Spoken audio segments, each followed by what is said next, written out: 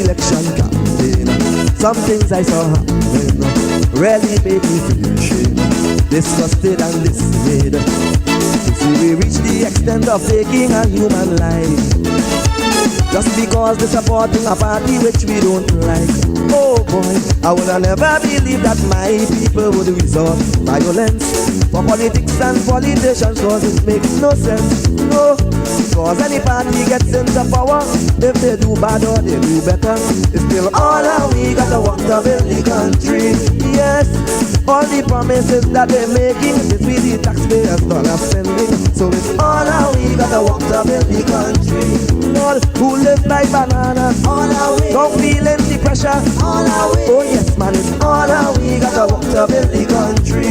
So boy, we should have never allowed this foolish politics thing to divide we. For it's all our we gotta work to build the country. You hear me? I can't believe, Lord.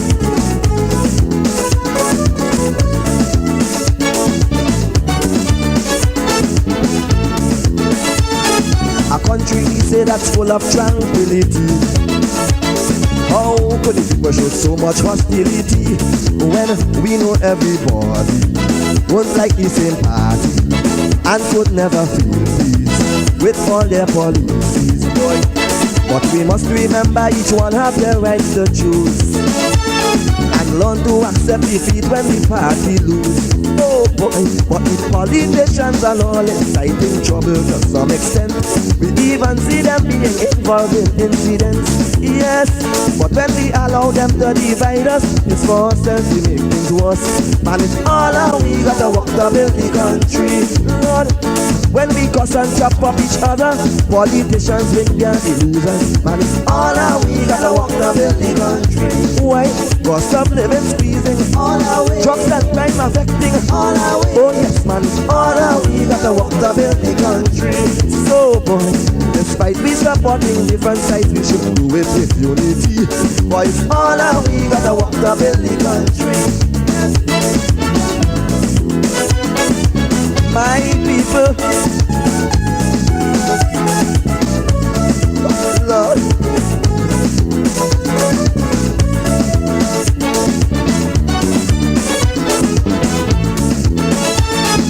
this type of politics I strongly despise. And I hope all the politicians now realize that all their lies and slander, accusing each other, then telling the voters about the man and monsters, only help to put faith in the people's minds, and in some cases put family life on the line. Oh yes, the 20th of February told us the whole story, just how effective such negative things could be. Yes, so regardless whose slogan we singing or whichever t-shirt we wearing, it's still all how we gotta work to build the country. Yes, never mind who is tree and monster, Homo Baptist and Bible borner, for it's all how we gotta work to build the country. Or whose children would suffer, all how we. The Electoral Office's official launching of its civic education program. Of course, today is August 1st, 2022, Emancipation Day being observed here in St. Vincent and the Grenadines and throughout the rest of the region. The theme of the civic education program, which is being launched by the Electoral Office this morning, is It Takes You, Me, All We to Sustain Our Democracy. I'm sure the Supervisor of Elections will give us some more details into this program, which is expected to run for the next 2 to 3 years. Our special featured speaker today would be Dr. Cleve Scott. And just to let you know that you can contribute to the discussion after he has completed his presentation by sending your questions, comments, etc. to our Facebook or YouTube pages. And I'm sure Dr. Scott will be pleased to respond. We're going to start out with the opening prayer, and we'd invite the Deputy Supervisor of Elections, Mr. Sylvester King, to do this opening prayer.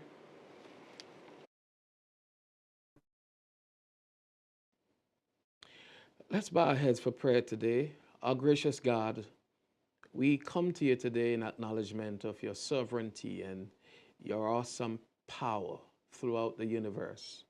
Thank you, Lord, that you, in your wisdom, Lord, created us so that we can participate actively in the governance and the management of affairs of the creation that you have placed under our trust.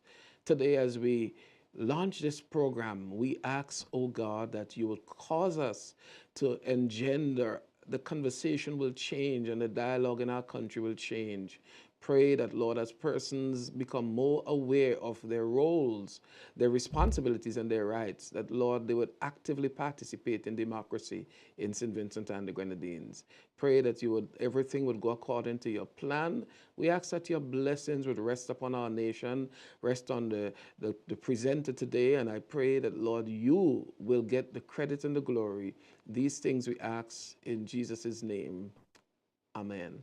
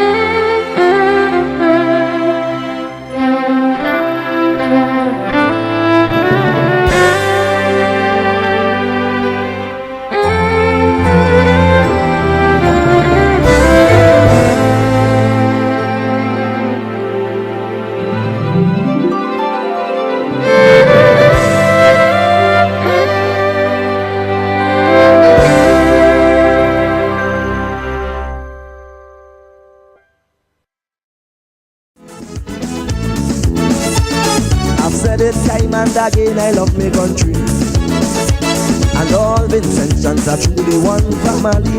But last election campaign, some things I saw happening really made me feel shame, disgusted and dismayed. You see, we reached the extent of taking a human life. just because they're supporting a party which we don't like.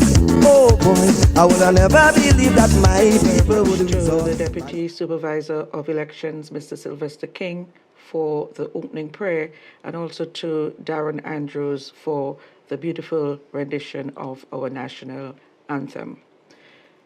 Dora James is the Supervisor of Elections here in St. Vincent and the Grenadines. At this point, I'd like to introduce her to bring you some brief remarks. Mrs. James. Good morning, St. Vincent and the Grenadines. The Electoral Office, guided by the Representation of the People Act, Cap 9 of the Laws of St. Vincent and the Grenadines 2009, is required in Part 1, Section 5, under the caption Qualification for Registration of Voter for the registration of all eligible electorates.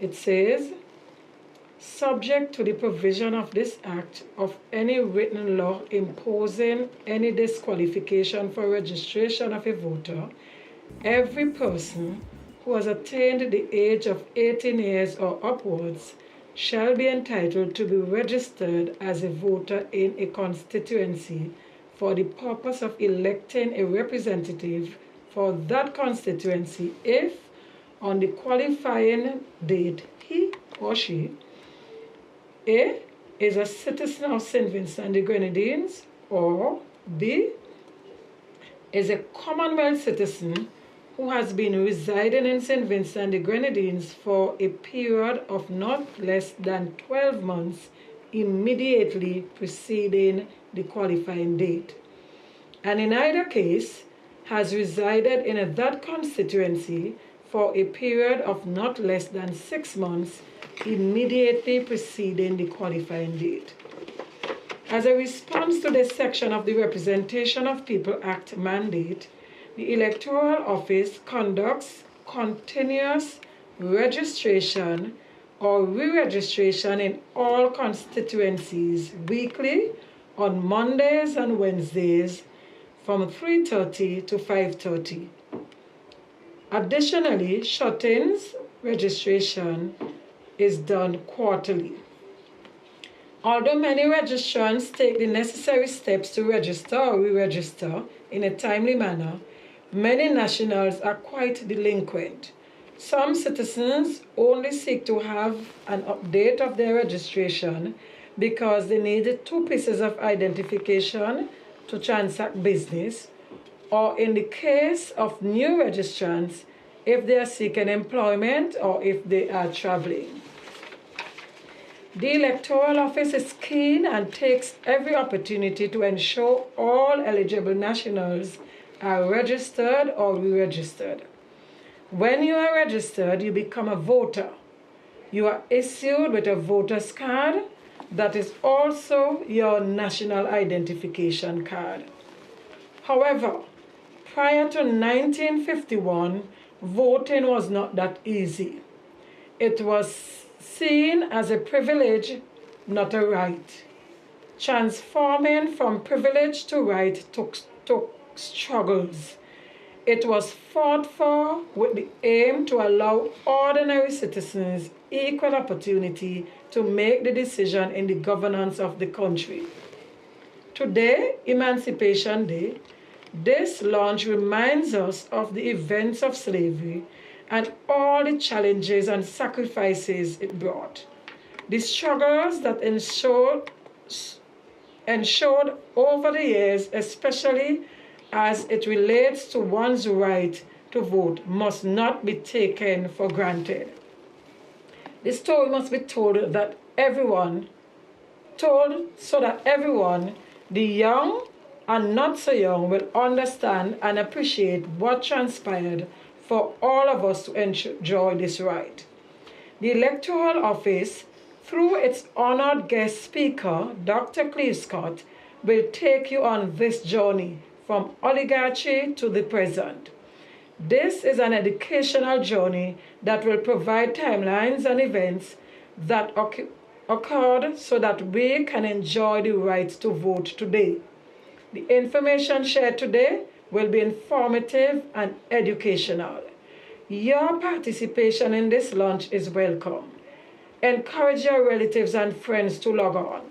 It will be a rewarding experience. You can further enrich it through your questions and comments. Remember, it takes you, me, all of we to sustain our democracy. Thank you. Thank you very much, Dora James, Supervisor of Elections here in St. Vincent and the Grenadines. Our featured speaker this morning is none other than Dr. Cleve Scott. And to introduce him to you this morning, I'd like to invite Mrs. Roxanne Williams, who is the Registering Officer for West Kingstown. Thank you, Mrs. Daniel. It gives me great pleasure to introduce to you Dr. Cleve Scott. Dr. Cleve MacDonald Scott is a historian, cultural critic, music producer, and development specialist. He is one of the authors of the recently government-commissioned History of St. Vincent and the Grenadines, to be published in 2 volumes. His research also focuses on the political history in the Windward Islands.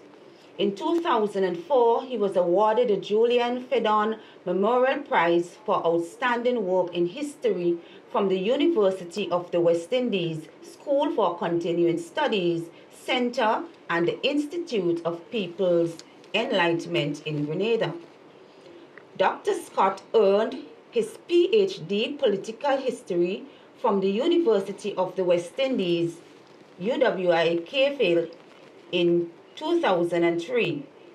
His BA upper second class honors in history with sociology and education from UWI Cavefield in 1994.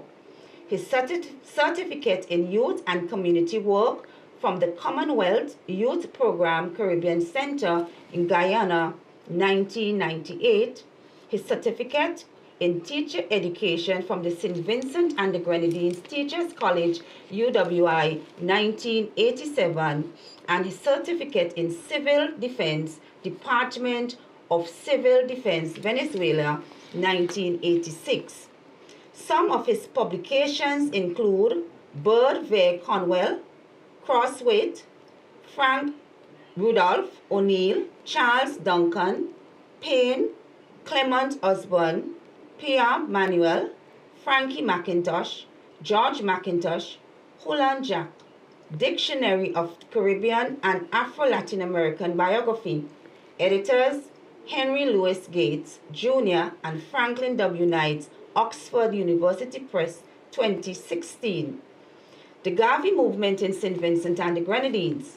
The Marcus Garvey and Universal Negro Improvement Association Papers Project, Volume 11, Caribbean Series, Editor Robert Hill, Durham, NC, Duke University Press, 2011. Anti-Colonial Struggles in the Caribbean, Walter Rodney, West Indies Federation. Entries in a Historical Companion to Post-Colonial Literatures in English. Editors Prem Kumar Pura and David Johnson, Edinburgh University Press, Columbia University Press, 2005. Unity in Diversity, the Pan-Caribbean from 1492 to the 1960s. Introduction to the Pan-Caribbean, Tracy Skelton, Editor, 2004. Antigua, a Review of the Economy of Antigua and Barbuda, Sarah Pandigas and Tom Pandigas, Editors, The Worldmark Encyclopedia of National Economies, Detroit, The Gale Group, 2002. The Politics of Local Government in St. Vincent and the Grenadines, the Kingstown Town Board, 1897 to 1937. Department of History Conference on Caribbean Intellectual Traditions, UWI Mona Kingston, Jamaica, October 1998. The True and New Negroes of St. Vincent, the UNIA and African Communities League and Labor in St. Vincent and the Grenadines, 1919 to 1925. History Forum, UWI, Cavefield, March 1999. His conference papers include public health and sanitation policy in St. Vincent and the Grenadines, the role of the Kingstown Town Board 1897 to 1927, Conference on the Social History of Medicine and Public Health Policy in the Caribbean, UWI Field 23rd to 26th May 2001. Friendly societies of political and labor organizations, the St. Vincent Working Men's Cooperative Association and the Employers and Employees Association in St. Vincent and the Grenadines, 1936 to 1939, 35th Annual Conference of the Association of Caribbean Historians, San Juan, Puerto Rico, April 28 to May 2, 2003. Fusing the Windward Islands with Trinidad, 1925 to 1931. 38th Annual Conference of the Association of Caribbean Historians, Trinidad and Tobago, May 2006. Building Working Class Solidarity, Terence A. Marichaud, Arthur Cipriani, and the Politics of Labor in St. Vincent and the Grenadines, 1919 to 1937. 39th Annual Conference of the Association of Caribbean Historians, Jamaica, May 2007. Pan-Caribbean within Pan-African, Radford Edward Macmillan Jack, and the UNIA and ACL in St. Vincent and the Grenadines, St. Lucia, Barbados, and Dominica, 1919 to 1921. History Forum, UWI Cayfield, Barbados, 2009. Black economic enfranchisement in colonial St. Vincent and the Grenadines, the Agriculture Credit Societies, 1910 to 1935, 47th Annual Conference of the Association of Caribbean Historians, Martinique, May 2014. We now welcome Dr. Cleve Scott to do his presentation. Thank you very much, Registering Officer for my constituency, West Kingston. I thank also the electoral office as a whole, in particular, Mrs. Dora James, an old comrade in arms in the teaching profession and in the St. Vincent and the Grenadines Union of Teachers. I also thank the moderator, Miss Teresa Daniel, for her kind words also, and the deputy, Mr. King, for his prayers. The timing of this talk is indeed quite appropriate, today being Emancipation Day. Emancipation, or the end of enslavement, came on the 1st of August, 1834, to be followed by a period of what was called apprenticeship. And this apprenticeship period was to last a maximum up to 1840, but ended prematurely in 1838 through the continuous efforts of Black enslaved persons, both women and men. However, the issue of the right to vote predates Emancipation Day. The issue of the right to vote on this piece of rock, along with the 32 other pieces, which we call St. Vincent and the Grenadines, goes back to British colonization. And all of this started, as we know, or if you don't know. In fact, several years ago, I was invited to do a lecture by the Open Campus here in St. Vincent and the Grenadines, and the title was supposed to be Who Na Know, Na Know. And all over Kingston, I went all over the country. People were so surprised that I would entitle such a lecture with a Vincentian nation language, Who Na Know, Na Know. And this phrase I use centrally because I always remember when I told people I was going to study history. I was asked, why history? Why don't study law? Why don't study economics? Many persons knew me as a teacher. Why you're not going to do education? Why you're not going to do sociology? And I have lived to see many, many years after that the older people get is the more everyone claim to be a historian. So I often have to remind people that I am a professional historian. I've dedicated my life to the study and writing of history. And so that when we talk about colonization in the Caribbean, many people forget that the British first entered the Caribbean in the 17th century. And the first colony they established was St. Kitts or St. Christopher. And if you're following the news, you will know that right now in St. Kitts, the election campaign is on. In fact, last night, I looked at the meetings of several of the parties, and the election is this Friday, I think. And I see my sister Dora is in St. Vincent, which means she's not part of the observation team, probably slipped out to make sure she could attend this activity this morning. From St. Kitts, they moved to Barbados. And in Barbados, they started the introduction of the sugar plantation complex. The sugar plantation complex did not come from Barbados. It came from the Portuguese Atlantic Islands. Sao Tome and Principe, islands just off of Africa.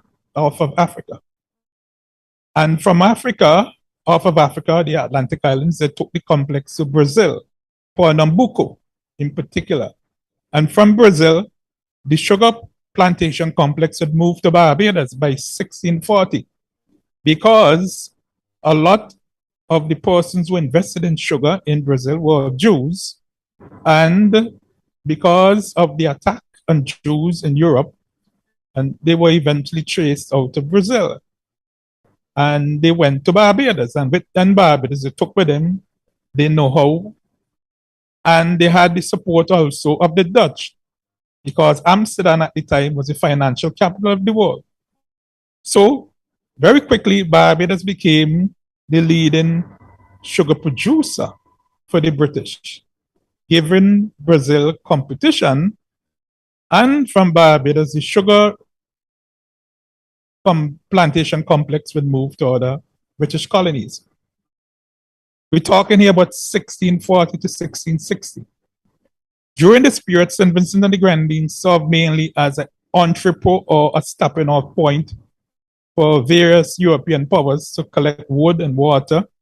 And it was the home to the Kalinago and later to the Garifuna people, the people who are of mixed descent of Kalinago and African. And of course, many of us in St. Vincent, we hear all kinds of stories about the origin of the Garifuna and so on and so on. But I said to you, in the 2 volumes that are coming out, commissioned by the government, when they do come out, get a copy, and you will see the analysis that has been shared by the 4 authors to show how indeed St. Vincent and the Grenadines were the home to many Black people by the 18th century. So the British eventually, as we all know, took control of St. Vincent and the Grenadines from the French in the late 18th century. At the same time, when the United States gained its independence from Britain.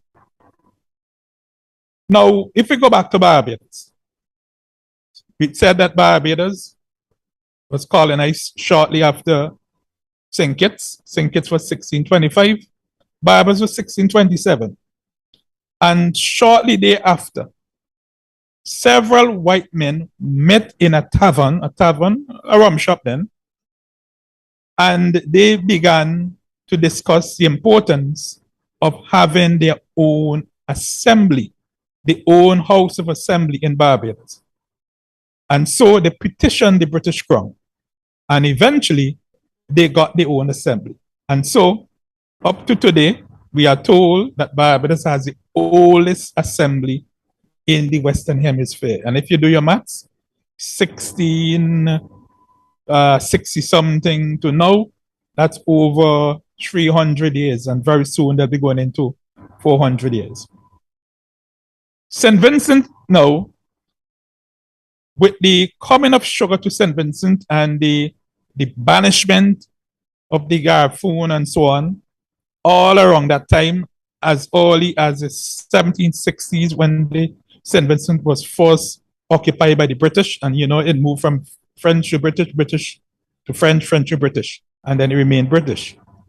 They also sought to establish their own assembly, because the basic principle was that no taxation without representation. And everybody, I think, know this episode of the history of the United States, which led to the Boston Tea Party and led eventually to the Continental Congress and the United States declaring its independence.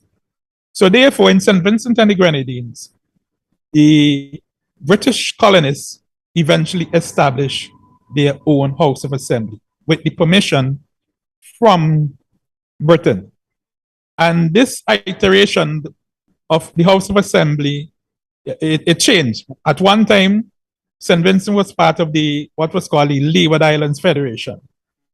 And that existed until the late 18th century, not to bog you down with the precise dates. And it went on its own. And later on, it was moved again into another federation called the Windward Island Federation. And that was from 1831 thereabout up until the late 19th century. Good. So in this talk, I'm going to walk you through the vote or the franchise from the first legislative setup, House of Assembly, and I'm going to go right up until, let's say, the 1960s, because most of us, we know the 1970s, the 1980s, the 1990s, and so on. All right? Now, the key point is that St. Vincent and the Grenadines was established as a sugar business, as an enterprise, not as a society. And we're talking about what the British did. We are not talking about the Kalinago and Garifuna. They lived here as societies, but the British, their interests in St. Vincent and the Grenadines was as a sugar business. So that the first kind of system that was set up in the literature, it is called the old representative system. And to be able to vote, you had to own property. And property here, we mean land. You have to own land. So to be able to vote, you had to own land.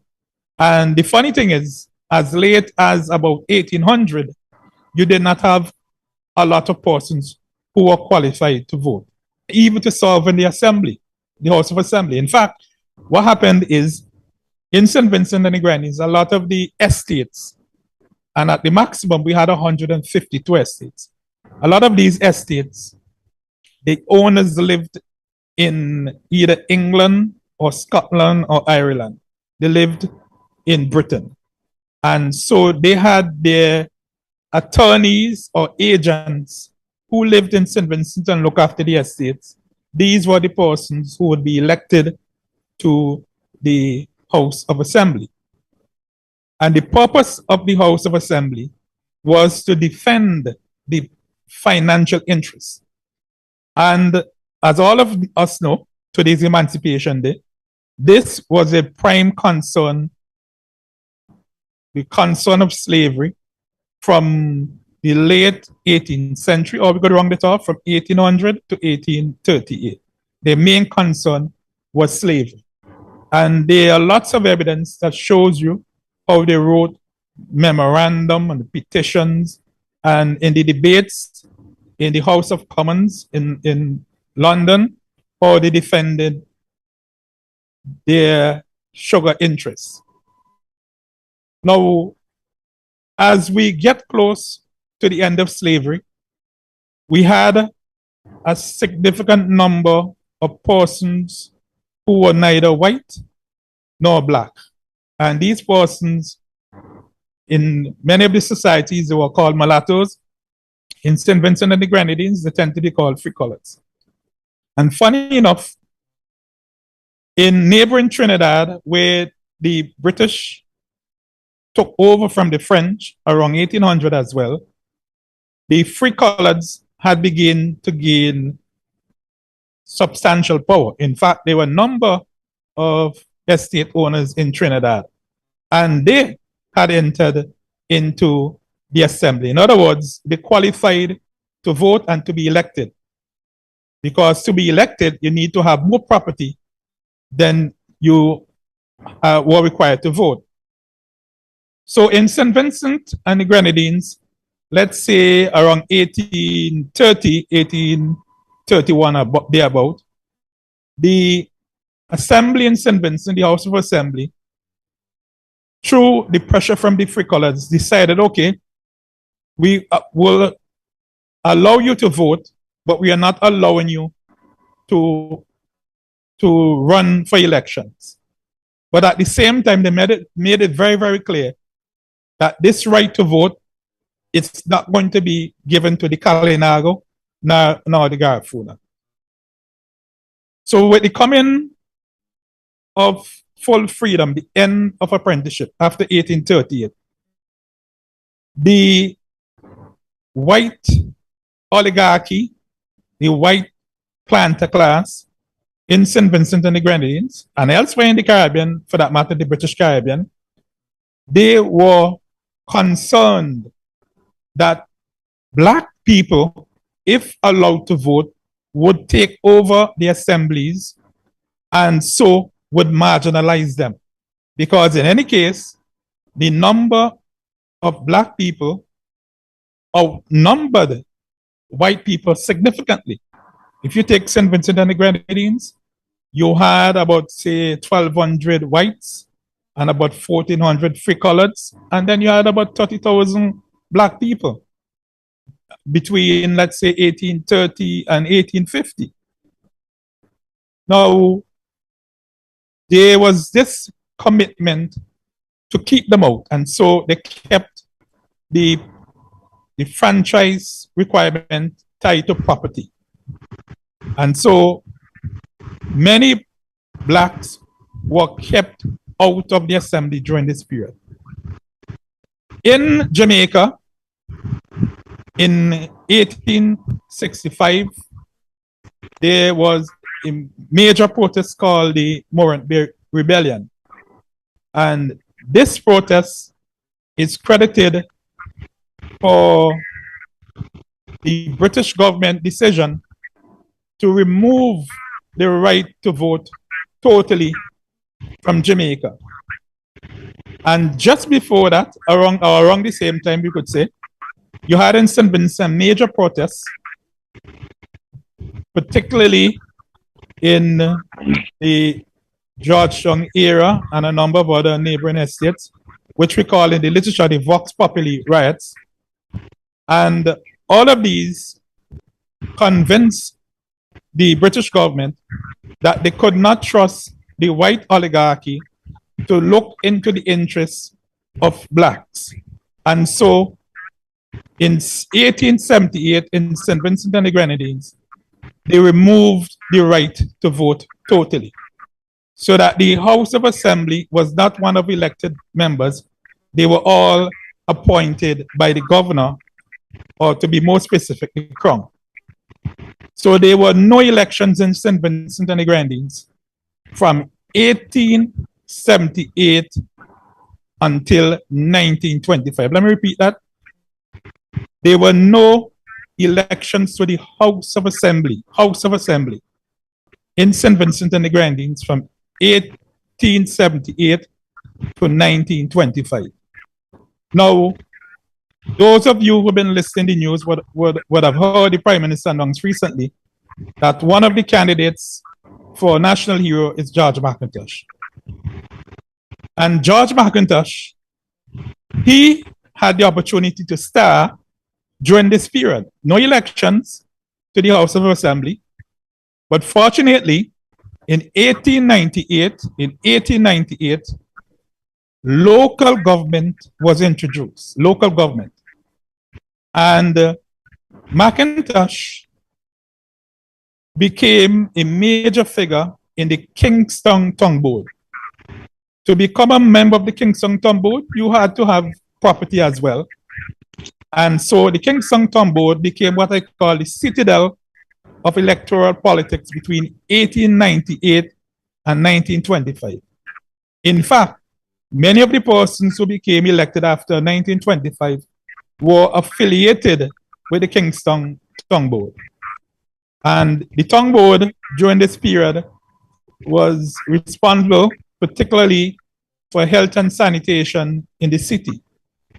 And it is during this period of dealing with people's concerns in the city that McIntosh became known as a person who you can take a complaint to.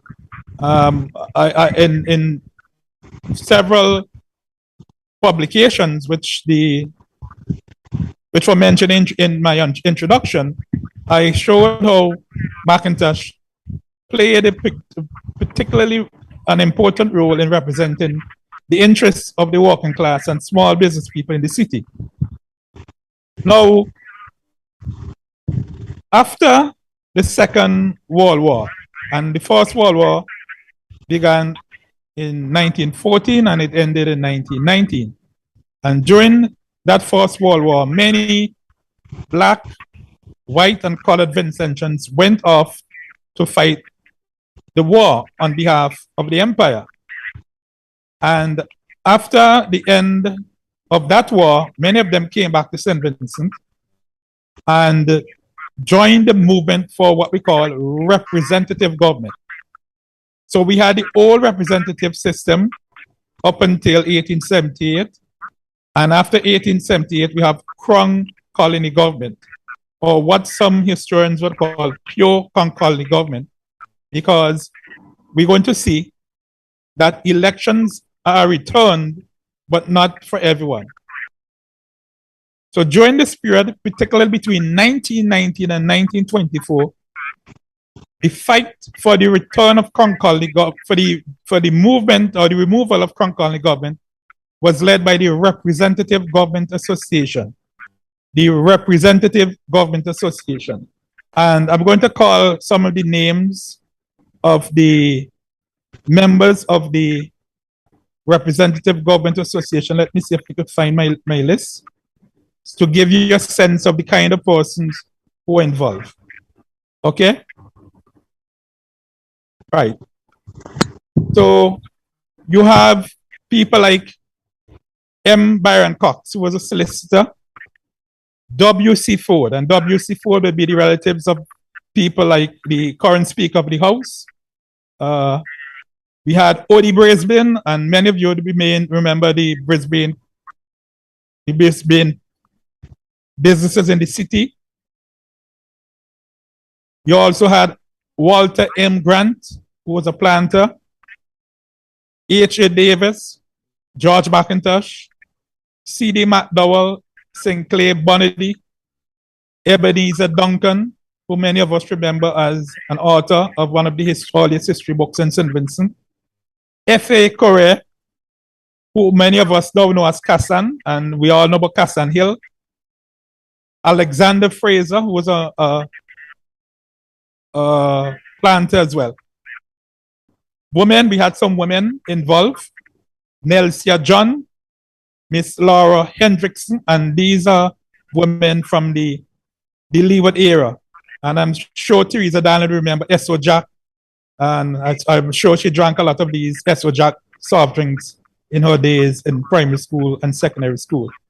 So those are the names of some of the persons associated with the Representative Government Association. And their motto was, Crown colony rule must go.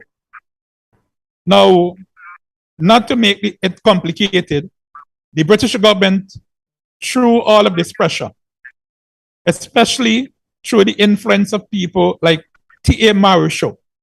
And Marisho, T.A. Marisho, Terence A. Marisho, who was from Grenada, along with Arthur Cipriani from Trinidad, and McIntosh, they were considered as a grand old men for the demand of the return of the vote. And all of these pressures were brought to bear on Britain. And so in 1924-25, they decided to bring back elections. And this new being was called Modified Colony Government. It was a restricted franchise. So elections for the Legislative Council returned to St. Vincent in 1925. So no elections from 1878 until 1925. This was a restricted franchise. Those who wish to be registered as a voter, and I hope people are listening to this, because a lot of us take the right to voting for granted. I vote in elections because if I don't vote, it means I'm allowing someone else to vote for me. Because I understand the struggles that we went through in St. Vincent and the Grenadines. And I haven't even reached to women. I'm coming to women just now. So women, you stand by and you will hear how important the vote is for women. So when we talk about 1925, we are talking about men, Men. And all before that, we're talking about men. Women were not allowed to vote. So in 1925, the combined impact of giving people land from the late 19th century and the agriculture credit societies, which allowed people to borrow money, small bits of money, to buy land and so on, you had at least 1,000 new persons who should qualify to register to vote. Okay? So at least 1,000 new people, and we're talking about blacks, should qualify to vote. However, this expectations was planned in the aftermath of a visit by what we call the Wood Commission. And in Wood's report, he came up with an idea to ensure that if you had land and you have the property qualification, that he could force you out. And he could force you out. That is why in the 21st century, education is so important. And since apprenticeship, Black people in St. Vincent and the Grenadines recognize the importance of education.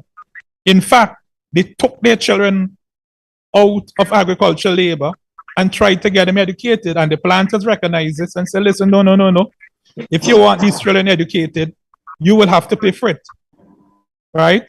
So what did the Wood report say? Right? So what was added to this?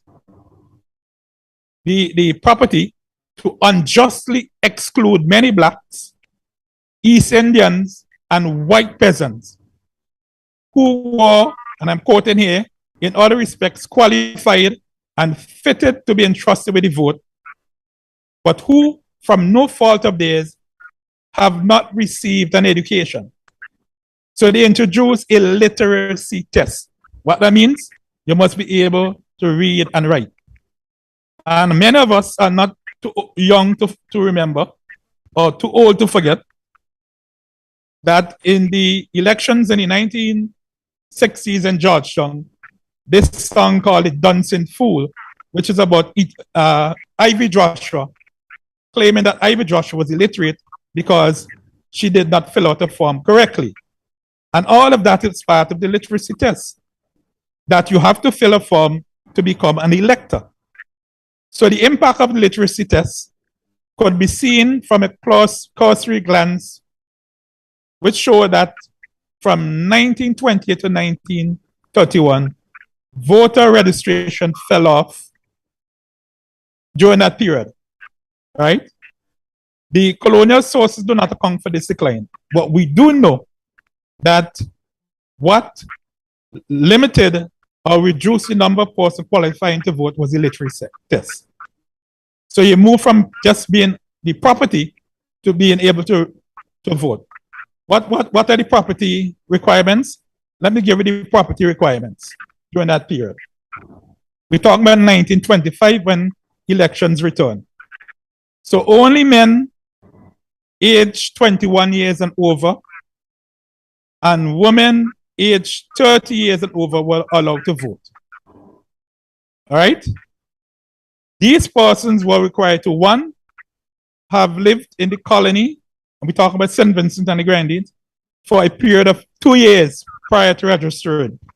The supervisory elections told you just now, if you are a Commonwealth citizen, you need to be in the St. Vincent for 6 months. Look, 2 years.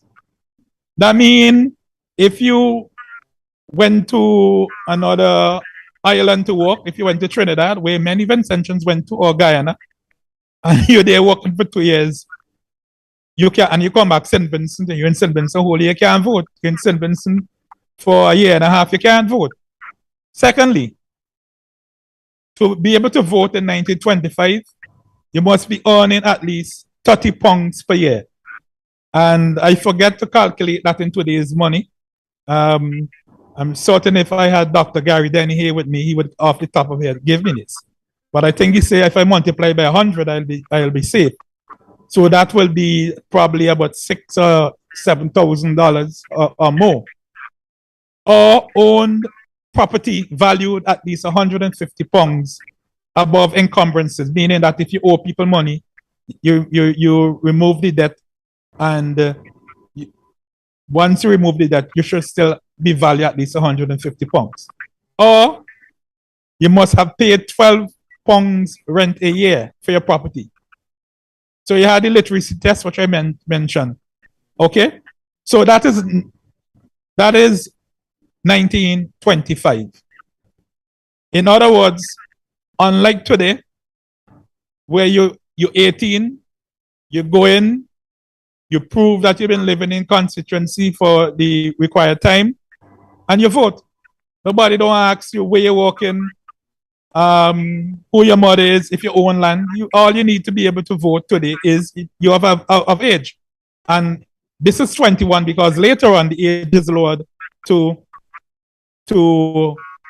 18. And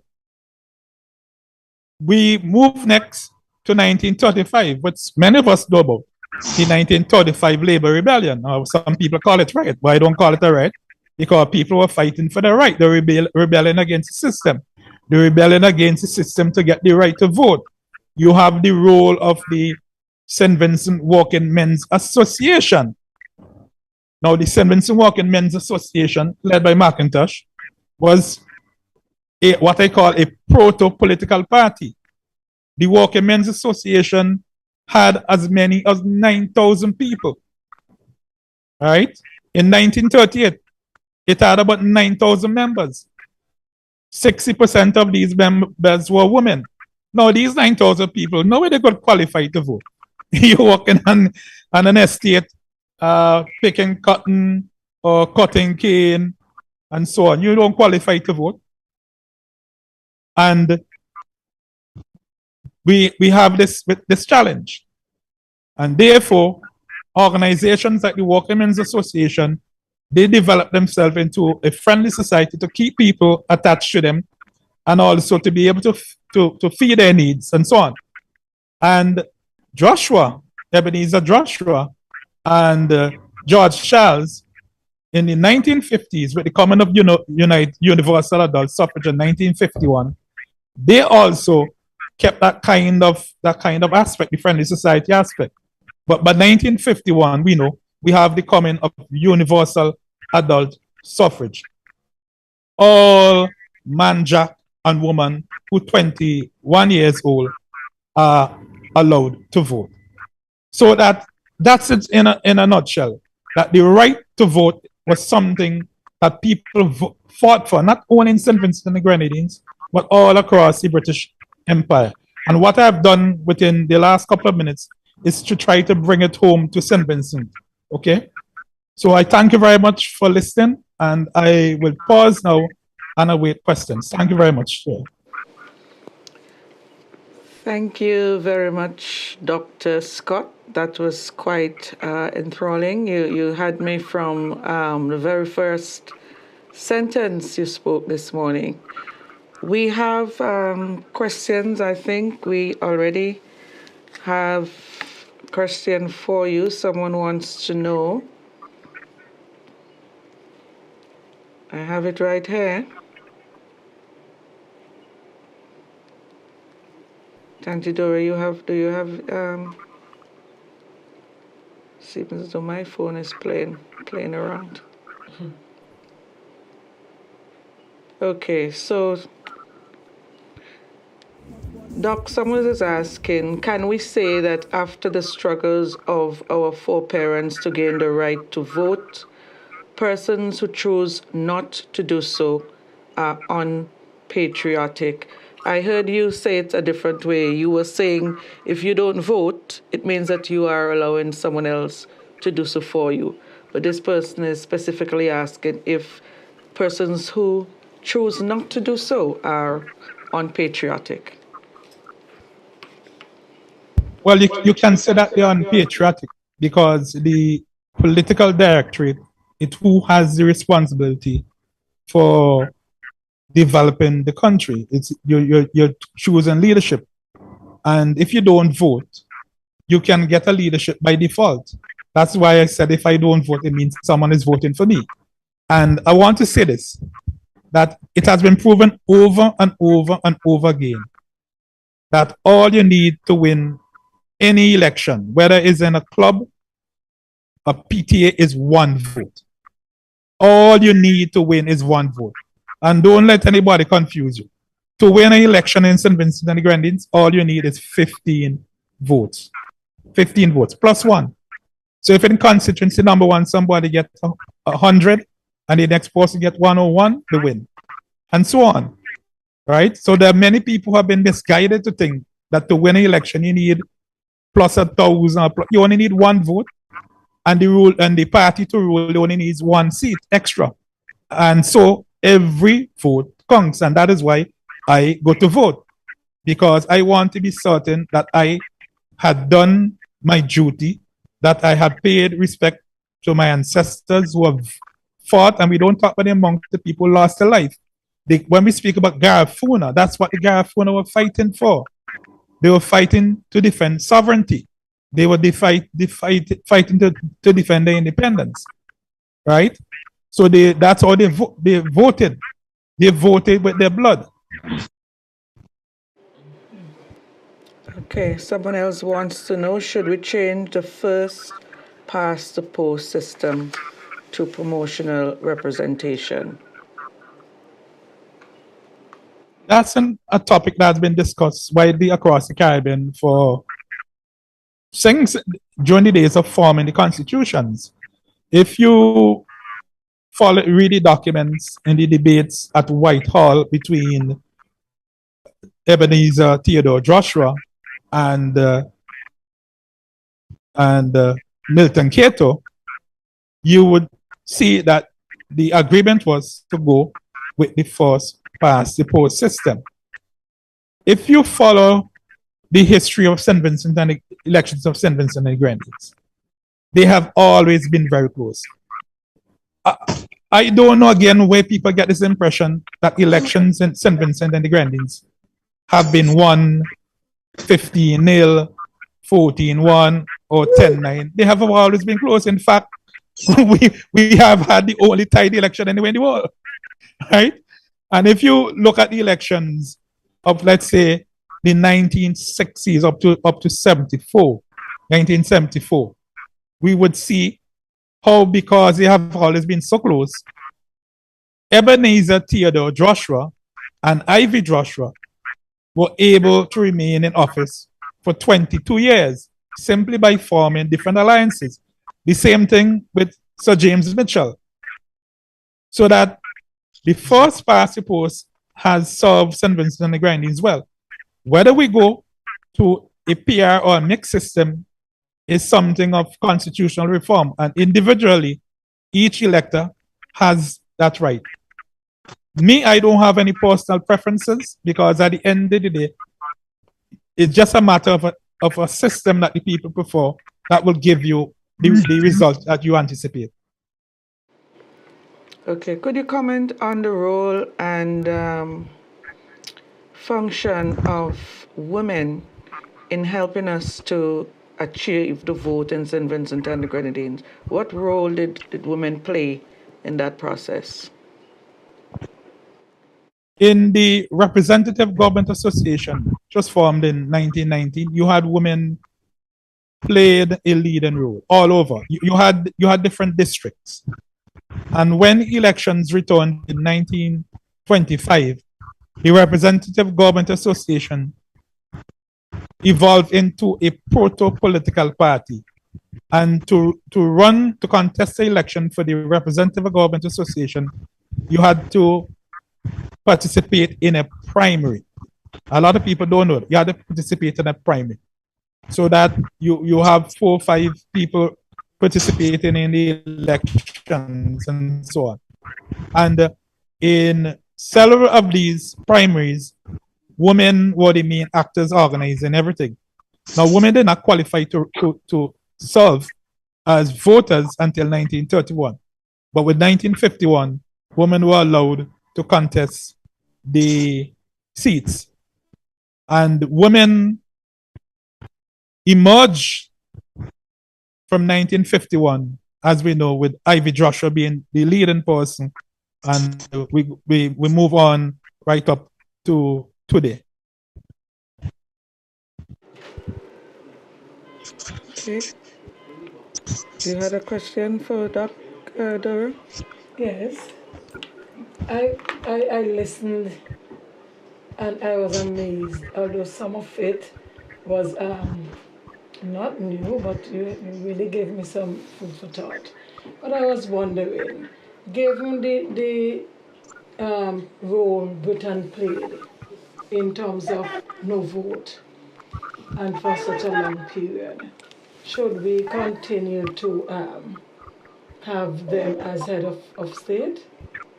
The Queen, and I noticed that came out some time ago in our parliament. I don't know if it might be a new discussion on the road, but seeing that came out now, that just jumped out at me, and I wish to ask that.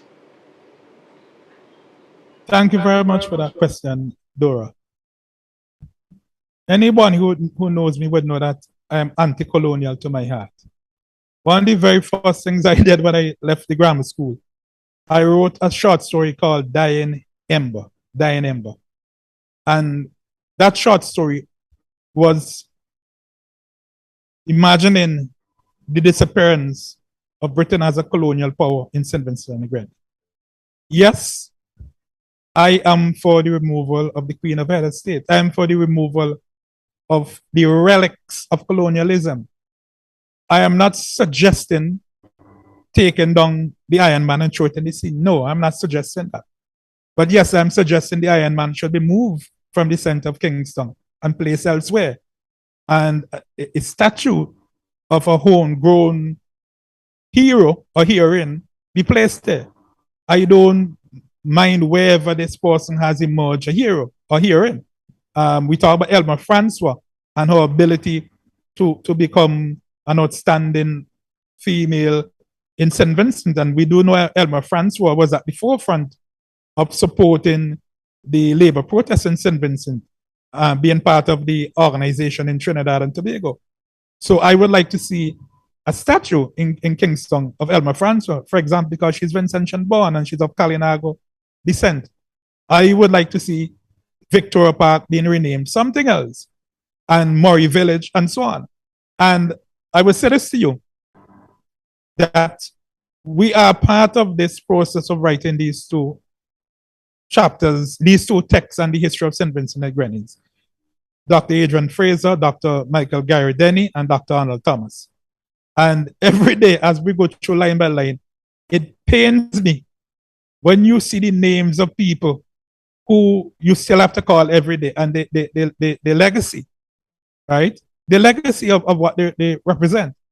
So as an independent nation, we need to begin to contemplate how we reinvent ourselves and how we build historical and consciousness. I'm not saying to destroy things. I'm saying that we have to refashion, because there are some things where you will have to have a dual name. You'll have to have a dual name because this name is is so important. For example, Fort Charlotte, you might not want to change the name of Fort Charlotte because of the heritage importance, but you might have a double name, so you might call it Fort Charlotte and something else. Okay. Okay, it's Emancipation Day, we know, and of course, the Electoral Office has taken this bold step to embark on this education initiative. Would you say that Vincentians are really and truly aware of the full meaning of emancipation? And what are some of your suggestions for us all to have a better understanding and appreciation of what emancipation really means? No. If Vincentians don't have a good understanding of the history and of the significance of many things. And that is why you need programs like these. That's why you need the two history texts that we're working on. And the good thing is that when these texts come out, many agencies, including the Electoral Office, would have raw material to deal with. Recently, at an open campus conference, I made a point, and someone in the audience got up and destroyed my point. And the funny thing is that the person in the audience said the speaker, which means that the person in the audience did not know who the speaker was. And historians, we don't invent things. Historians, our raw material is what we call the evidence, whether it be written, oral, and so on. I'll say, for example, for many years, there was an oral tradition about a woman named Nellie Ibu in Mairo who was said to have killed a planter. That was only oral tradition. And it was only recently that we actually found reference to this incident in a colonial record. Only recently was able to find that in a colonial record. And so we know for sure it happened. To get the details of it now, it means that we have to go to London and dig in the archives and so on. So that I am saying to you that many Vincentians do not know the history. And we'll go further. The origins of Africans in St. Vincent. Most people will tell you, oh, Vincentians came from Africa. But remember, as I said earlier, enslavement in St. Vincent with the sugar plantation complex, or the establishment of what we call a slave society, started from around 1800. Never mind the British or the French were in and out and in and out. It started about 1800. Now, before 1800, you have the slave trade in progress. And many of the enslaved persons who were in St. Vincent with the French, when the British invaded, the French took them to Trinidad. They took them to Trinidad. Then, after 1800, particularly after 1807, with the ending of the slave trade, you could not import new enslaved persons from Africa. And so many of the enslaved who came to St. Vincent, they came from Bahamas and they came from Dominica. Now you understand where the Madras clock come from. Because it is well established that in the French colonies, the Madras had been a very important element since the late 17th, early 18th century. All right? So that a Vincentian black person, as we know it after slavery, there's something that has to do with the Dominica influence and the Bahamas influence and so on. All right? So you need more programs like this for people to become more aware. And I only touched the tip of the iceberg. I didn't go into the details to show you what black people are writing and complaining about. I didn't go into particular incidents to show you how people were treated and so on. Okay, I just try to touch on the top of the surface. What role did the enslaved in St. Vincent and the Grenadines play in their own emancipation? That's a very, very good question. Very, very good question. Because when we talk about slave resistance, many persons tend to focus on armed resistance or violent resistance. People think about Haiti, the Haitian Revolution. People think about the Baptist War in Jamaica or Bossa Revolt or what they call the Easter Rebellion in Barbados, or Professor Sahiri Beckles call it the War of General Bussa.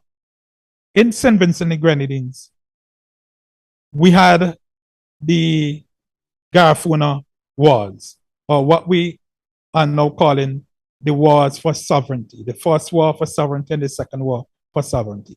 When you get the history texts that the government has commissioned, you're going to see we will no longer be calling them the Carib Wars, because that's a misnomer, right? Just as we are not be calling the removal of the people, the Garifuna from St. Vincent, as exile, it was banishment. Because exile means that you expect to come back home, and you can come back home. So it's banishment.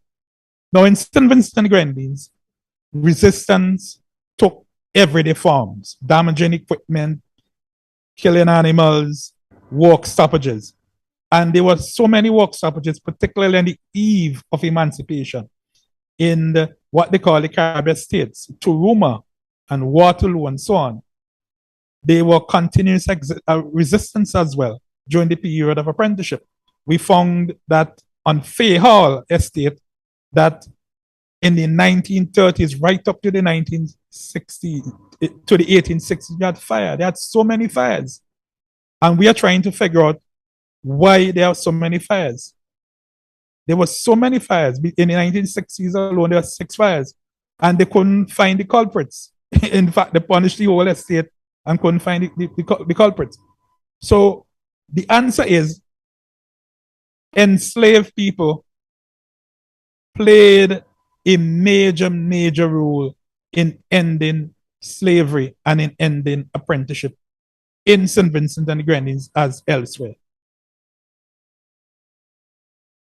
Can you also comment on the impact the banishment of the Garifuna had on the overall development of St. Vincent and the Grenadines? In order to establish a slave society with a sugar plantation economy, lands had to be made available. And the Garifuna, for too much a long time, proved to be an annoyance to the British. And although in Britain at the time, there were many people who objected to the ill treatment of the so-called native or indigenous people, the British Crown at the time okayed the deportation, as they call it in the record. And deportation was a common practice at the time by the British to remove troublesome people. It's a policy that continued up until the 1920s. In fact, Hewland Jack, whose father, Edward Macmillan Jack, became the first black bar president in Manhattan in the United States in the 1920s. When he was active in the movement in St. Vincent and Stubbs and so on, the British government said we would deport him. The only thing is he's a national. You can't deport him. So the removal of the Garifuna made the lands available and allowed the plantation complex to proceed. But at the same time, all Garifuna people were not removed. And in the history text we are doing, we are showing you as well what happened to them.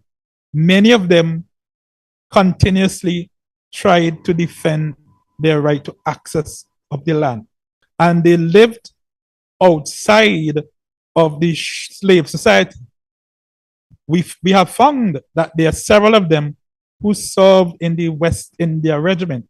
Even in 1833, we see as many as 14 of them being listed as being employed in the West India Regiment, doing special or tactical roles in the West India Regiment.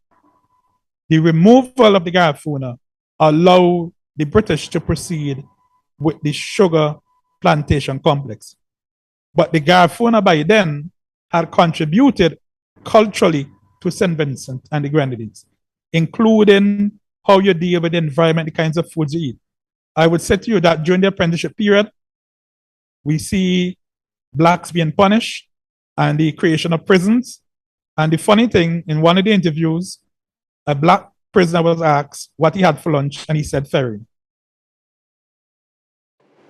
Okay. Interesting. You talk a lot about the text that you and 3 other historians are working on. Can you tell us a little bit more about what we should expect to see or read from this new text? Yes, we are working from the earliest arrival of people in St. Vincent and Grenadines, which would be the movement of the First Peoples, who later on we call Kalinago. We explain the emergence of the Garifuna, and in particular, we emphasize this notion of marronage, enslaved blacks running away, particularly from Barbados. There's a famous painting, for example, by Agostinho Brunias that shows Chatoyer signing a treaty, and it says Jamaica Maroons. And for many, many years, people said, oh, that's not St. Vincent, that is Jamaica. But the evidence shows overwhelmingly that in the literature during the period, the Garifuna and St. Vincent were called Maroons because it was well established that many of the blacks were running away from Barbados, using boats and so on, and coming to St. Vincent, living in St. Vincent.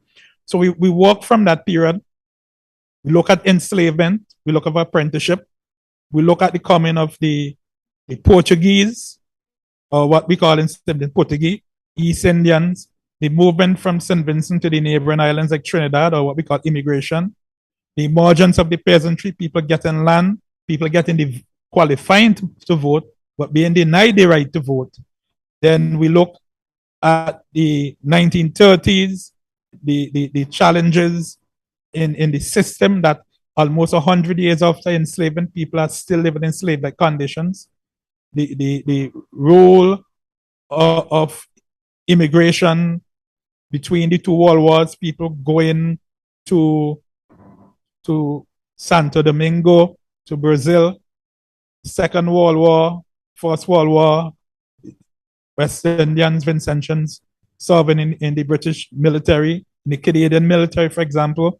Robert Milton Cater serving in the Canadian military.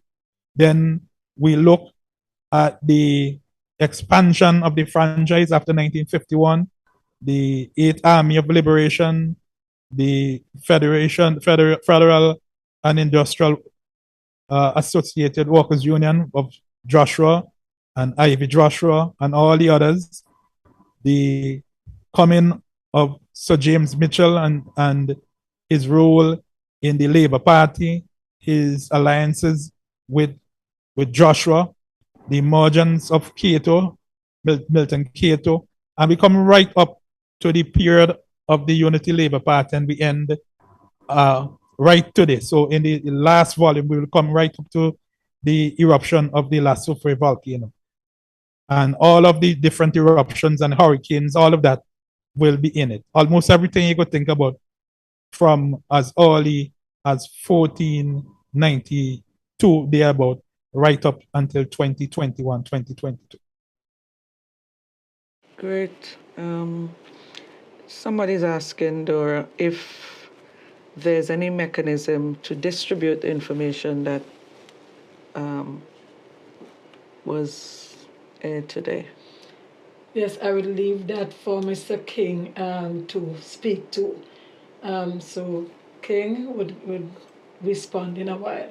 But I want to ask something. I just want to go back to you. You spoke about how easy it is now. You turn 18, you vote, and how much we take this for granted.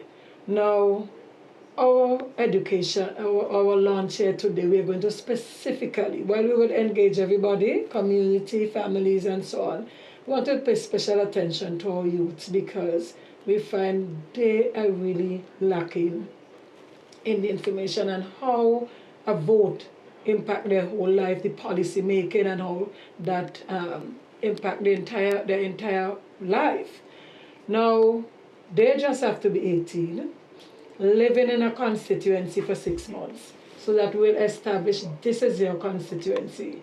As against a Commonwealth citizen, we could also talk about how they too just spent 12 months in a constituency in St. Vincent and 6 months in a constituency. So what words would you give to our youth, our young people? We have 2025, we're expecting to have elections. I don't know if that is going to change, but that is the election year. Many more will become 18 and will be eligible, making their first vote. What can we say to these people to get them to start thinking that they have a decision to make and it is important that they too matter? Thank you for that question, Dora. For me, it doesn't start with the 18-year-old. It starts with the parents. That if the parents don't get the youngsters from the time they're able to comprehend simple things, and I'm talking from about age 3, age 4, and you don't explain to them the nature of being a citizen. Being a citizen doesn't simply mean you get up, you eat, you bathe, you go to work. There are many other things. And I started this talk about the decision to become a historian, and if 1 out of 10 people told me that's a good idea, I would tell you no. Probably everybody tell me what stupidness.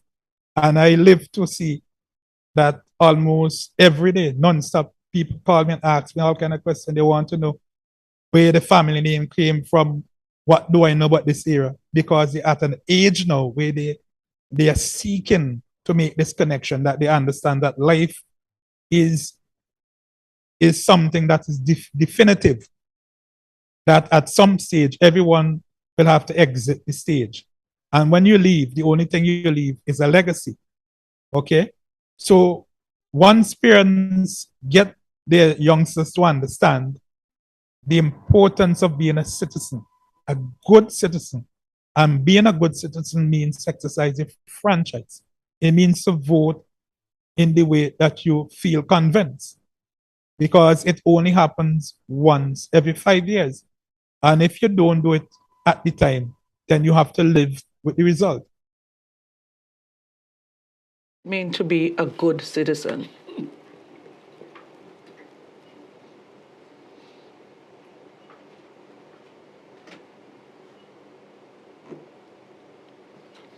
You didn't hear that question? No, repeat the question. No, okay. So I was asking, what does it really mean to be a good citizen? Well, you're sending me back to teach civics, Teresa. That's part of the education initiative. Yes. Now, a citizen is a person who is attached to a particular country. Many persons, I think, don't understand what it is to be a citizen until they leave their home country and apply for citizenship to another country. For example, United States. And when you apply to become a US citizen, part of the process, you have to go and learn US history. Right, Teresa? All right, Teresa answered me. I did. But I did. You did, okay, yes. So one of the things to be a good citizen is that you must know your history. Secondly, you must know your constitution, because the constitution is what governs the country. As an active cadet officer in St. Vincent and the Grenadines and the rest of the Caribbean, I taught the constitution for many, many years. I taught the constitution in St. Vincent between 1980 and about 2000.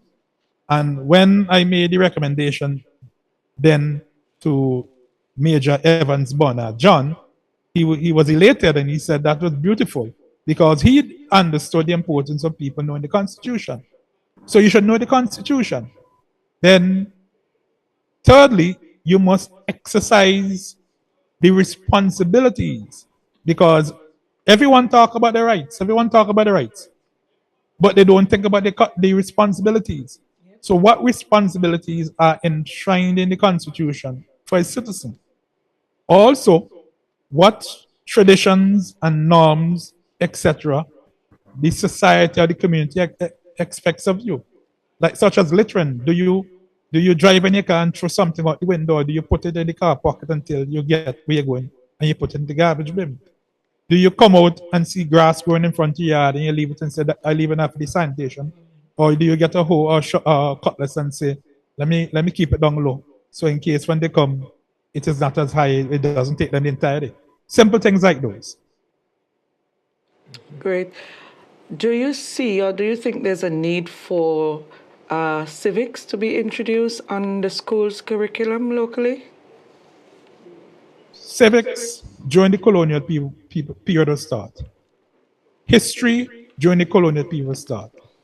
But in the post-independence Caribbean, in our urge to become anti-colonial and post-colonial, we have thrown out some things that we should have kept, but all we needed to do is to reinterpret them in our way. And I'll give you an example. If we take about cricket did not originate in the Caribbean. It came from England. It came from Britain. But we have cricket dear to our heart.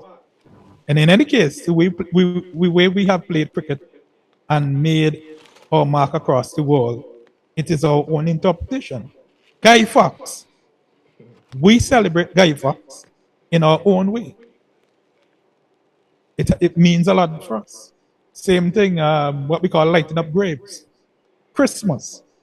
All of these things. Carnival did not come from the Caribbean. Carnival is a European tradition. And there's so many of us who can't wait for Carnival.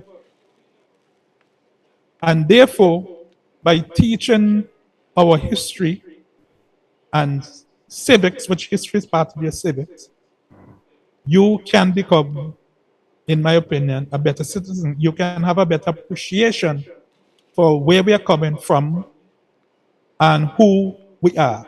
There are too many of us who do not know who we are. We pretend to be everything else, and we think that anything from St. Vincent is not good. We think that we are not the best. We have to wait until we hear somebody write in a magazine or a newspaper, say something on CNN, and then we get busy. Oh, look, they say Teresa is the best. But we're afraid to say, Teresa, you are the best. You're one of the best journalists in the world. Right? You are of CNN quality. You're even better than CNN. But because you're not CNN, they think, well, you're not the best. All right? So teaching civics can help us appreciate our own more. Okay, another question. Do you think that the process of selecting a president should be put on the ballot during the general elections? You're getting all kinds of questions today. No, there's no problem. I'm a political historian, and all of these things people are asking, these are things that I'm not making up. I'm being informed by following everything and anything political in St. Vincent and the rest of the Caribbean, I follow. I follow every election. I follow what is happening in Antigua. And incidentally, I am part of a project called the Visible Crown. I don't know if I told you about that, Dora. It's a project being administered by the University College of London, in which they're looking at the impact of the Queen in Britain and in the Caribbean. And I'm part of that project. Now, across the world, at general elections, they tend to ask the voter to vote on a number of issues. If you follow US elections, there are all kinds of things people vote on. They have some fancy numbers, resolutions, so on, so on, so on, so. It is a matter between the government and the electoral department as to what should and should not be on the ballot. That's not something that an average citizen can decide, because a lot of these things call for legal considerations and economic consideration and financial considerations. But within the Constitution, it stipulates what should and should not go to the vote. And these things originated in firstly in the 1960s, when in Britain they were debating what should go and should not go in the Constitution and what should not be changed. Now, funny enough, the Constitution of Barbados, for example, allows the House of Assembly to change many of the things in the Constitution without a referendum. In St. Vincent and Grenadines, however, these things are not allowed. And I'll tell you why. You just have to study the back and forth or the debate that went on between the PPP and the St. Vincent Labour Party. People talk about politics today, and that's because many of these persons don't know. It was terrible. It was more terrible in the 1960s. A lot of people don't know that.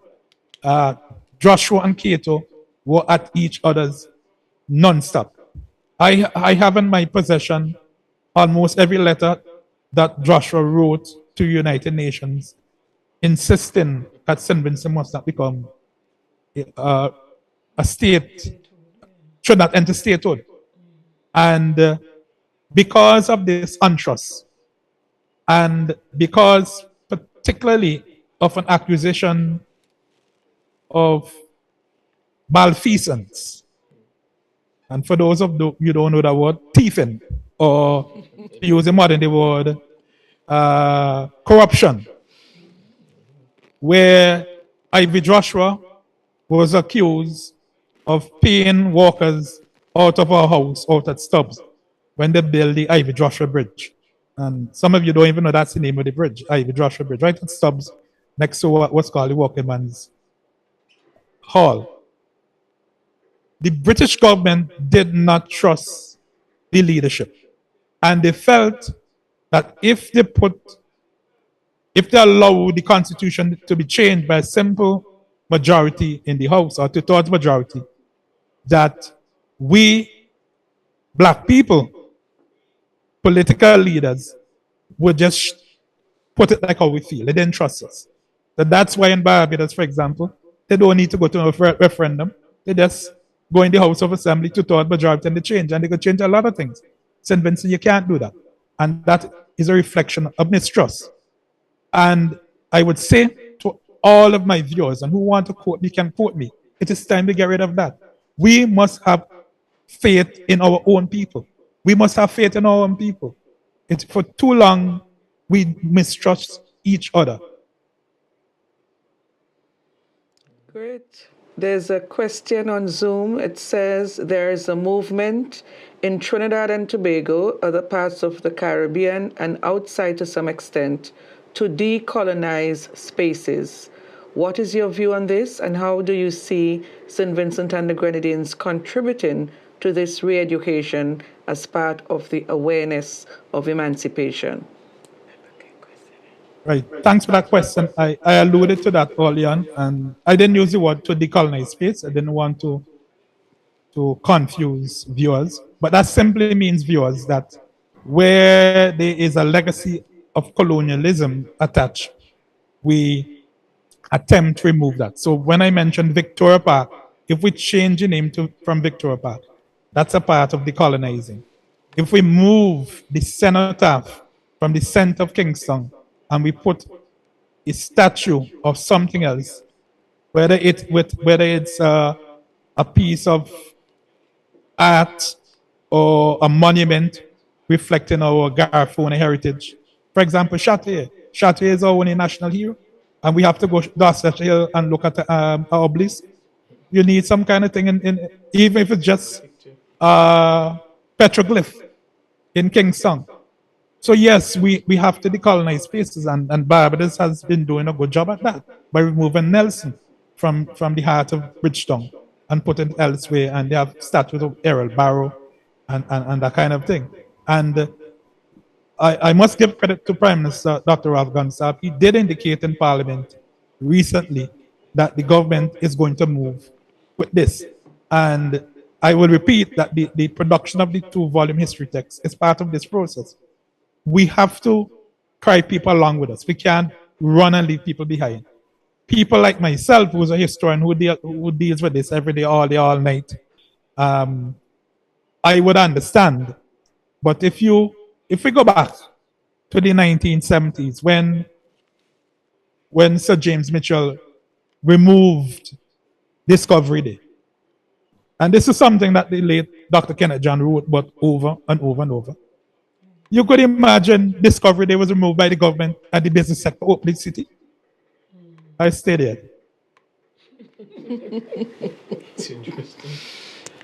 We're joined by the Deputy Supervisor of Elections. I gather you have question for Doc?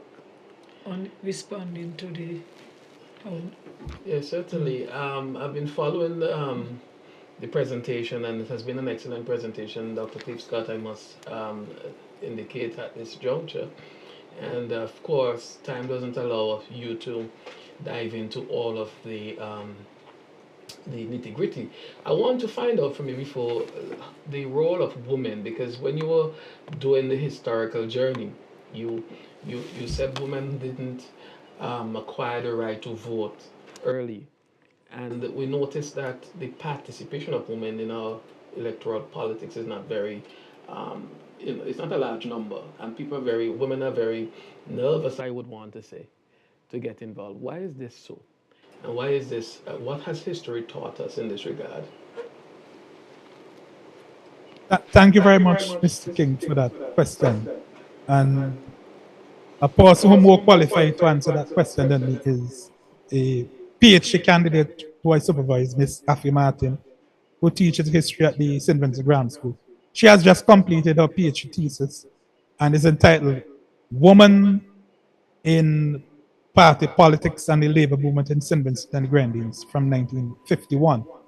Because women entered politics in 1951, and the first woman was Ivy Joshua. Globally, in the British Empire and in Britain, women only acquired the vote after the First World War. Because during the First World War, many men went off to vote, sorry, not to vote, to fight the war, and women took up many of their roles. For instance, typewriting before the First World War was a male job. It was held that men were better to type in, because I think it needed more muscular. But during the war, women became typists, and thereafter, typing became a female job, or secretarial became a female job. In St. Vincent and Grenadines, women only had acquired the vote in 1931. And we are not talking about all women. We're talking about propertied women. And propertied women would mean mainly some white women, some colored women, some black women. But women, as a large percentage, came from 1951. Between 1925, from 1919, with the formation of the Representative Government Association, women were involved in almost every branch. And I call the name of a few women earlier who were involved. Also in the Representative Government Association. Particularly, though, you'll be happy of this in Chateaubelair. There are several named women I see in Chateaubelair helping to organize the meetings, attending the meetings, asking questions and that kind of thing. Right? But simultaneously, from the 1930s onward, you have a early Caribbean women's movement. And one of the earliest women to be very, very active in this, oh Lord, her name slips me just like that. And she was involved in the Labour Party. In fact, she died in Barbados. So her name just slips me. I remember the name. It just slips me. She was actually very influential in the Labour Party from its formation. And of course, the Labour Party, the St. Vincent Labour Party was formed in the 1950s. But before the formation of the Labour Party, she was very active in the Caribbean women's movement and helping to demand the vote and all of that. The name just slipped me, I don't know why. Probably Carmel? Teresa might remember it. Is it Carmel? No. No? No. The name just slips me. And she died in Barbados. I don't know why the name slips me. Okay. That's it for you? You need to respond to let them know how they get the information. Oh, certainly. Just to give our viewers some more information with regards to the voter education, the civic education, we are continuing this after today, and we will be going, of course, to the secondary schools. Our target group will be the 4th and 5th form, and of course, college students. And we'll be rolling this out in September.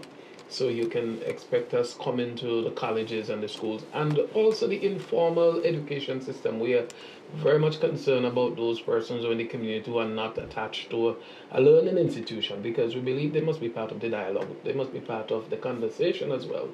So the guys who are on the block and the people who are in the shops, we will come to the community with this education program, because every citizen has rights and responsibilities, and they also have roles they have to play, as Dr. Scott, you were alluding to that earlier.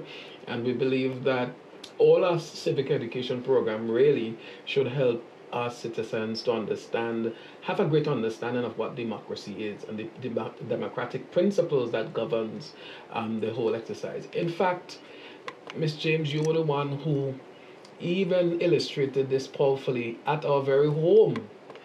We exercise democracy. I'm sure, Teresa, when decisions are to be made, you don't just lay it down, you engage people to participate and to ask their viewpoint, and that's democracy at work. If you just make a decision and you don't include anybody in it, then that's not democratic in its outlook. So we want to really engage our citizens in a conversation, in dialogue, and so this exercise just started today, but it is going to roll out in its full sense after September, when we move into the schools and we go into the community. And I'm sure, Dr. Scott, we would want to have you. I know you come home from time to time, sometimes on short visits. So we expect when you come home, we could engage you in person. But this program is going to take us into right up to The next 2025, yeah. or whenever the elections are called. So it's really an exercise that we are hoping to see at the end of it greater awareness and also greater participation of our citizens in the governance of St. Vincent and the Grenadines. So I don't know if you have any Just to say final comments. That we have our website, and we will upload information there, so you'll be able to check and get those who missed, those who came in late, those who had to leave. Some persons expressed that they had to leave because of other activities. So we'll make sure that as we get the information, the recording, that it would be made available so that people can read and further discuss. It could be dinner conversation, that around the table discussion. Okay, well, the Deputy Supervisor will do the official vote of thanks, but I want to thank you, Dr. Cleve, for reminding me why history was one of my absolute favorite subjects at school today. So thank you for that. And we'll see. Just one thing though, you spoke about the madras, and I was curious about the madras because you see that in pictures, and notice St. Vincent really don't go off on the madras. You have those other islands, Grenada, St. Lucia, Dominica. And we were doing our week last week, and the madras came up, and we were looking for a madras that would bring the colors of St. Vincent and the Grenadines in prominence, so that we could choose a piece. But we really didn't get what we really wanted. And I think I want to know more about that madras. Yes. Right, thank you very much. Over to you. Certainly, it's the pleasure's mine to really express gratitude to all the persons who have contributed and made this activity a success. In fact, we thank Almighty God for giving us this opportunity. Today is celebrated as Emancipation Day, but it's such a fitting day to have a conversation like this. We want to thank Dr. Claudius Fergus. He was very instrumental in helping us conceptualizing all of this, and your very good friend Cleve, he was able to recommend you as our guest speaker today. We want to thank Dr. Cleve Scott. You've done an excellent presentation today, and there's so much we can glean from what you have done today. I mean, I went back to class, I went back to school. Thank you very much. I want to thank the Minister of National Security, Prime Minister, whose ministry the Electoral Office falls under and has been very supportive, and the Permanent Secretary and all the heads of department within the Ministry of National Security for their support. We want to thank the Commissioner of Police. We want to also thank the Department of Culture, the Legal Affairs Ministry. We want to thank the Documentation Center. We want to thank, of course, Decimal Hamilton. She has been very supportive. We want to thank Roxanne Williams for doing such an excellent introduction. In fact, you go back, way back, as old classmates and community people. Thank you very much. We want to thank Edwin D. Lanes and Sons. We want to thank Jackson Enterprise. We want to thank, of course, all the media houses that have taken this today. And we want to especially recognize VC3 and the technical team that has really been working hard. API, NBC3, so we appreciate you so much. I mean, you're like part of us now, right? Yes. So, yeah. Before we go, Teresa, thanks to Claire Keyser, who was listening. She reminded me. Vilna Cox is the name I was trying to remember. Vilna Cox. Yes. Excellent. Thank you, Claire Keyser, for that. And of course, we want to thank the supervisor of election. The supervisor of election was Mrs. Dora James, was very determined that the event must be on the 1st of August, and really worked hard to ensure that this was a success. We want to thank all the staff at the Electoral Office, both those in the field and in the office, for their work and their contribution. We thank all the viewers today and those who asked their questions. And I hope I haven't forgotten anybody, but we thank all of you for being part of this today. Thank you very much, and we look forward for your continued support. Well, that's our program. So glad that you could join us. Remember that this initiative is just the start of many more similar initiatives that will be hosted by the Electoral Office. Thank you. Have a happy and safe Emancipation Day. Good afternoon. I've said it time and again, I love my country. And all Vincentians are truly one family. But last election campaign, some things I saw happen really made me feel shame. Disgusted and dismayed. You see, we reach the extent of taking a human life just because they're supporting a party which we don't like. Oh boy, I would have never believed that my people would resort to violence for politics and politicians, cause it makes no sense. No, because any party gets into power, if they do bad or they do better, it's still all that we gotta walk to build the country. Yes, all the promises that they're making is with the taxpayers' dollar spending. So it's all that we gotta walk to build the country. Lord, who live by bananas, all that we don't feel any pressure, all that we. Oh yes man, it's all that we gotta walk to build the country. So boy, we should have never allowed this foolish politics thing to divide we. For it's all that we gotta walk to build the country. You hear me? Can't believe, Lord.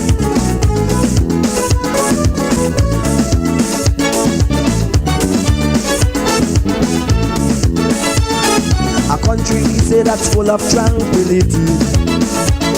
How could the people show so much hostility when we know everybody won't like the same party and could never feel peace with all their policies, boy.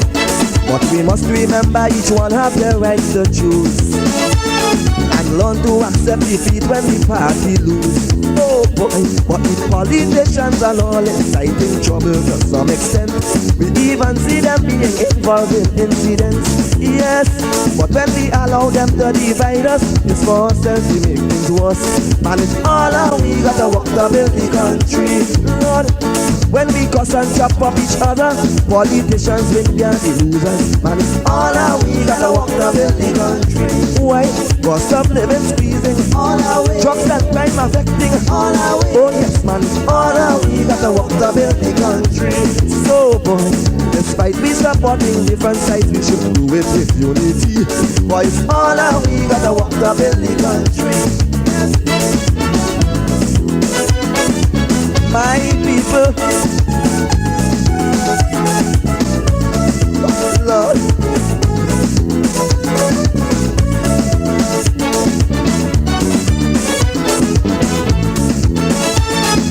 this type of politics I strongly despise. And I hope all the politicians now realize that all their lies and slander, accusing each other, then telling the voters about say man and monsters, only help to put faith in the people's minds, and in some cases put family life on the line. Oh yes, the 20th of February told us the whole story, just how effective such negative things could be. Yes, so regardless whose slogan we singing or whichever t-shirt we wearing, it's still all how we gotta work to build the country. Yes, never mind who is tree and monster, Homo, Baptist and Bible borner, for it's all how we gotta work to build the country. Or whose children would suffer, all our way. If things they get better, all our way. Oh gosh man, it's all how we gotta work to build the country. Oh yes, if our country should fail or move forward, it depends on the people. So it's all how we gotta work to build the country. You hear me? Oh yeah, yo, yo, yo. Lord.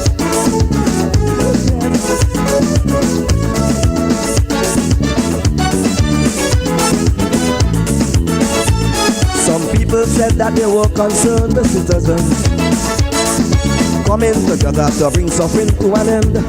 Yes, throughout the whole campaign, we recall them saying that all of their concern was to see this place move on. But I hope the public now open their eyes and see all their concern was about power and their party. Oh yes, from the time their party lost at the polls, they forget what the people need. They end up fighting in courts, exposing their greed. Yes, but all that time and money they're wasting, they should give the poor people something. For it's all how we gotta work to build the country. Lord, don't encourage the opposition to create chaos and contention. For it's all how we gotta work to build the country. Boy, PM of QC, all our way. Opposition party, all our way. Oh yes man, it's all how we gotta work to build the country. Oh boy, these political games they keep playing, impeding prosperity. And it's all how we gotta work to build the country. Yes, it's nurses and doctors, all our way. Police and scavengers, all our way. I tell you, it's all how we gotta work to build the country. Yes, school teachers and farmers, all our way. Fishermen and lawyers, all our way. I tell you, it's all how we gotta work to build the country. Yes, men, women and children, all our way. Enemies or good friends, all our way. Believe me, it's all how we gotta work to build the country. Lord, the rich and the poor ones, all our way. Carib, Negro, Indians, all our way. Just tell them it's all how we gotta work to build the country. Yes, who voting for Labour, all our way. NDP or Jehovah, all our way. Oh yes man, it's all how we gotta work to build the country. The Grenadines or South Leeward, all our way. Kingston or North Windward, all our way. Just tell them it's all how we gotta work to build the country. So boys, we must never allow this foolish politics thing to divide me. For it's all how we gotta work to build the country. Yeah.